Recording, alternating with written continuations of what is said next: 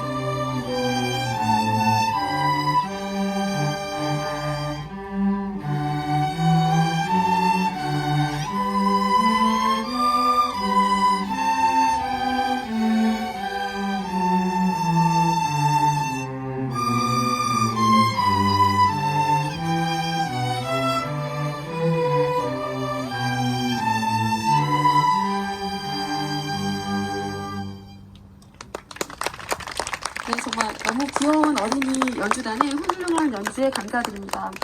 Thank you very much to our young and talented entertainers. 다음은 페데리코 파일라 주한 이탈리아 대사님의 환영사가 있겠습니다. Ladies and gentlemen, Ambassador Federico Failla will now give his speech.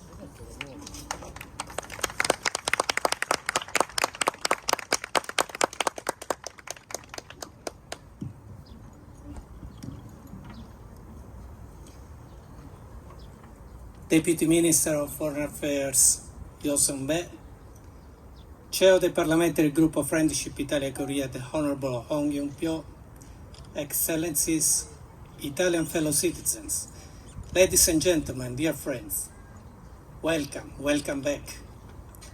My wife and I are very honored and pleased to welcome you at the residence of Italy today to celebrate our National Day. Meeting again in person was an opportunity that we all in the past months and years have been waiting for. Thanks to the efforts of the Korean authorities, our own contribution and responsible foreign residents in Korea, we can finally celebrate together this very important event today. 2nd of June marks the anniversary of a turning point in the Italian history. On this day, 70 years ago, Italians held a referendum that saw Italy becoming a republic based on the values of democracy, freedom, inclusiveness, fairness, equality. It was a new renaissance for our country after a tragic world war, a renaissance that meant a renewed commitment by Italy to contribute to peace and security, acting as a responsible and trusted member of the international community. Such vocation led Italy to two crucial choices that are closely linked. First, seeking membership of the United Nations in order to promote peace, security, and human rights worldwide. It is no wonder that even before becoming a full UN member state, Italy contributed to the UN mission during the Korean War by deploying Field Hospital number 68 in 1951. At the same time, Italy was among the founding members of the European communities and one of the most convinced supporters of the European integration. It is no coincidence that the treaties that gave birth to what we know today as the European Union were signed in Rome in 1957. The Rome spirit underpinning the EU as a project of cooperation and dialogue has given Europe one of the longest periods of peace on our continent. Unfortunately, today we are witnessing the Russian aggression against Ukraine, which not only is causing deep concern and frustration, but also requires us to stand up to counter such a flagrant and blatant violation of international law. I would like to thank Ambassador Ponomarenko and his spouse for their participation today and renew the expression of Italy's solidarity towards Ukraine. We are all aware that the tragedy happening in Ukraine is not the only conflict in the planet.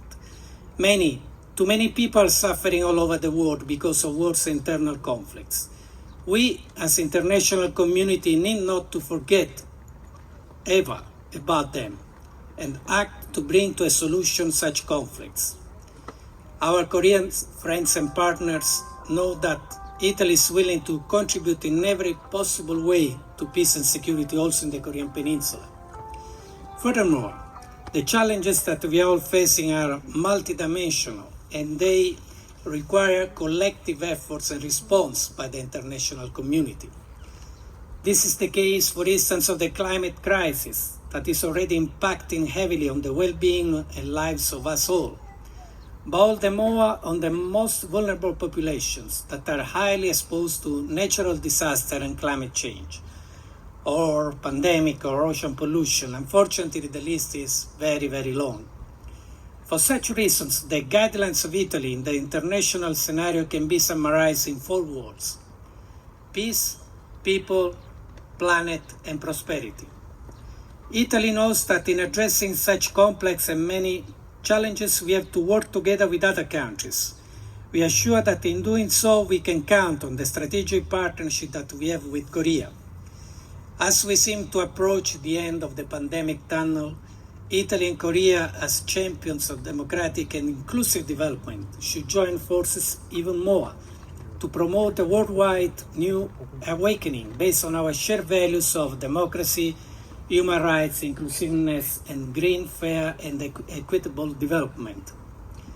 We believe that Korea is an ideal partner in supporting a global renaissance based on our shared values and principles, the same values and principles that inspired the Italian people on the 2nd of June 1946. Now, let us enjoy this event that the Embassy of Italy has organized with unprecedented enthusiasm and care, and many thanks to the staff of the Italian Embassy, the Italian Cultural Institute, and the Italian Trade Agency in Seoul. And thanks also to this year's sponsors, Gun World, Gun Park Leisure, YNL, Intercoast Group, De Longhi, Leonardo, Marpo, Sili, Caffè, Focaccia della Strada, Anno Osteria, Punto Dolce Pasticceria, Pizzeria O Ferrero. And of course, let me thank the Children's Police Orchestra from Daegu. Thank you very much.